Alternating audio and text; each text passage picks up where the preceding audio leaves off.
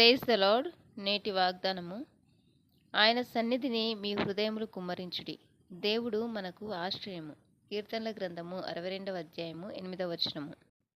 మన జీవితంలో మనకు ఎదురయ్యే సమస్యల విషయంలో అనేకసార్లు దేవుని వైపు కాకుండా మనుషుల సహాయం నిమిత్తము ప్రయత్నిస్తుంటాం. అయితే పరిశుద్ధ గ్రంథం సెలవిస్తుంది, ప్రతి ఒక్క విషయంలో దేవుని మీద ఆధారపడి ఆయనను ఆశ్రయించాలని. నీవు లేచి రేయి మొదటి జామున మొరపెట్టుము, నీళ్లు కుమ్మరించినట్లు ప్రభు సన్నిధిని నీ హృదయమును కుమ్మరించు. అన్నా ఈ విధంగా అంటుంది, నేను మనోదుఖం గలదాన్నై ఉన్నాను, నా ఆత్మను యెహోవా సన్నిధిని కుమ్మరించుకొంచున్నాను. కనుక దేవుడు తన ప్రార్థన ఆలకించి తను అడిగింది పొందుకుంది.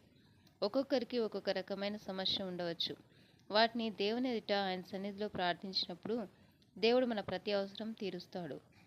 యెహోవా తప్ప దేవుడేడి? మన దేవుడు తప్ప ఆశ్రయ దుర్గమేది? యెహోవా నా ఆశ్రయము, నా కేడెము. నా హృదయము ఆయన యందు నమ్మకించును గనుక నాకు సహాయం కలిగెను. ఆమెన్.